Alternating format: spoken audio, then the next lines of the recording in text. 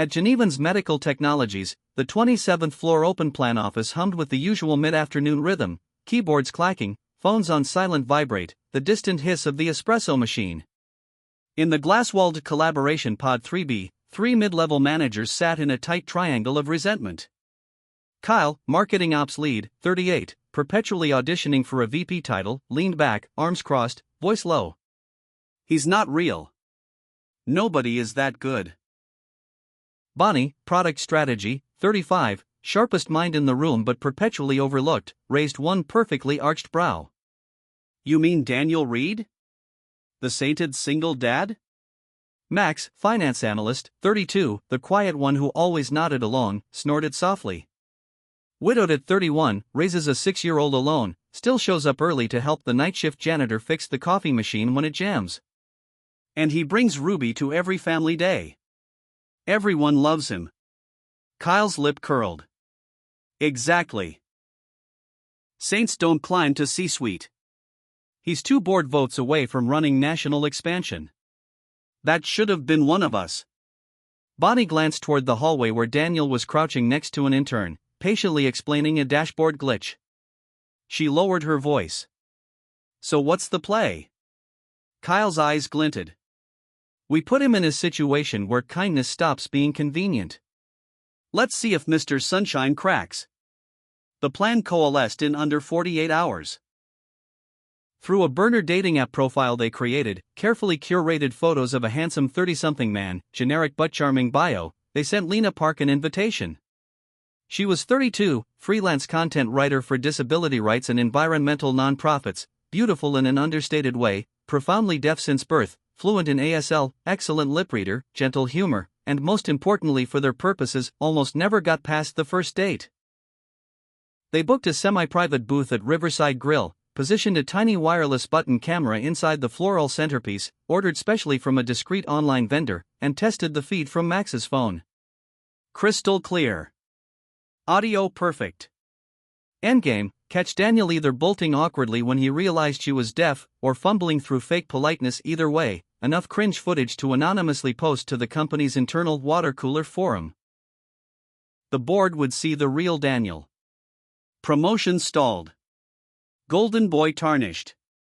They walked out of the pod smirking, high-fiving like teenagers pulling a prank. None of them paused to consider how cruel it was to weaponize someone else's vulnerability. ###the night that changed everything. Daniel arrived at 6:45 p.m., 15 minutes early. Navy blazer, pale blue shirt, no tie. He'd spent 10 minutes in the car rehearsing Ruby's exact words. Daddy, don't forget to smile. Mommy always said your smile is like sunshine on a rainy day. He still wore his wedding band on a chain under his shirt. Not hiding it. Just keeping her close. Lena walked in at 7:02. Simple cobalt blue dress, hair tucked behind her ears so she could see lips clearly, silver stud earrings catching the light. She scanned the room the way she always did, reading faces, mouths, body language, then locked eyes with the host. Watched his lips carefully. Nodded. Followed him to the booth. Daniel stood the moment he saw her. He didn't hesitate. His hands rose smoothly. Very nice to meet you. Clean, deliberate ASL. Not beginner level. Not show-off fluent. Comfortable. Respectful. Lena stopped breathing for 2 full seconds. Then her shoulders dropped. A tiny, astonished smile broke across her face. She signed back, fingers trembling just slightly. You sign? Daniel nodded, small warm smile. I do. Not perfect, but I've been learning for a few years. What they didn't know yet, Ruby had a classmate, Mia, who was deaf. Daniel had taken evening ASL classes at the community center so he could communicate properly when he volunteered at school events. He never talked about it at work. It wasn't for credit. It was just the right thing. From the mezzanine level, hidden behind a large fiddle leaf fig, the 3 conspirators stared at Max's phone screen in stunned silence. Bonnie whispered, "He's actually good." Kyle's jaw clenched. Wait for it. He'll still crack. He didn't. ### moments that matter. Daniel translated the special slowly, signing while speaking normally, never shouting, never over-enunciating. When Lena shared that she wrote stories for people who felt voiceless, Daniel's eyes lit with genuine admiration. That's powerful work. She told him, hands hesitant at first, about 12 previous dates. 10-minute exits, pitying stares, one man who actually asked if she could still have fun in bed. Daniel didn't rush to fix it. He just listened. Then signed, slowly. They didn't see you. I see you. The water spill happened exactly as in the original.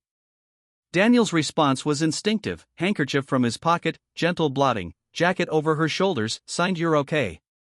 Lena touched the lapel of his jacket like it was something precious. Later, when Daniel spotted the tiny lens glint in the water glass reflection, his stomach dropped, not for himself, but for her. He excused himself, walked upstairs, stood in front of the potted plant. Voice low, calm, lethal in its quietness. You used her, a woman who has more courage and grace than the three of you will ever understand, as a prop to try to hurt me. If this was your test of my character, here is my answer. He pointed downstairs. I choose her. Then he walked away. ### aftermath and healing. The trio never posted the footage. Instead, 3 days later, they called Daniel into a private meeting and played the entire unedited clip for him. Bonnie spoke first, voice cracking. We wanted to prove you were fake. All we proved was how small we are. Daniel looked at each of them for a long moment. Then, quietly. Kindness isn't a performance. It's a choice we make again and again, especially when it's hard.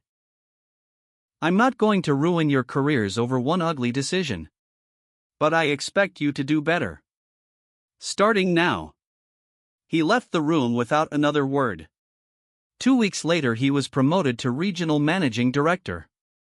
The board never saw the video. They didn't need to. ### the slow, beautiful build. First visit to Daniel's house, Ruby greeting Lena with shaky but determined signs. Hi. You are pretty. Lena dropped to her knees, tears instant, signed back, thank you. You are beautiful too. Burnt cookies became a running joke. Ruby still calls them chocolate rocks when she wants to tease Daniel. Park picnics became weekly. Ruby invented her own sign for happy, a little heart exploding into jazz hands. Lena taught her butterfly and dream. Daniel mostly watched, heart so full it hurt. 1 year later, same table at Riverside Grill. Ruby, in pink tulle, stood on her chair and signed the question she'd practiced for weeks. Miss Lena, will you be my mom forever? Daniel knelt. Simple gold ring. I'm not asking because something's missing. I'm asking because everything is better when you're here. Lena's yes came in 2 languages, tears, a whispered yes, and the clearest sign she'd ever made. Family is something we choose. I choose you. Both of you. Always. ### epilogue, a quiet Wednesday evening, 6 months after the wedding. The 3 of them are curled on the living room couch. Documentary about deep-sea creatures playing silently on the TV, subtitles on, volume low. Ruby is asleep between them, head on Lena's lap, small hand wrapped around Daniel's finger. Daniel looks over Ruby's curls at Lena. Signs slowly, so the movement won't wake their daughter. I used to think the quiet parts of life were the loneliest. Now I think they're where the best things happen. Lena smiles, brushes a tear away, signs back. Thank you for teaching me I was never incomplete. I was just waiting to be chosen. He leans over, kisses her temple. Then kisses Ruby's forehead. Outside, the world keeps spinning, noisy, impatient, often unkind. Inside that small living room, 3 people who once believed they were too broken, or too different, or too alone, to be loved have quietly, deliberately, permanently chosen each other. And in that gentle silence, they are whole.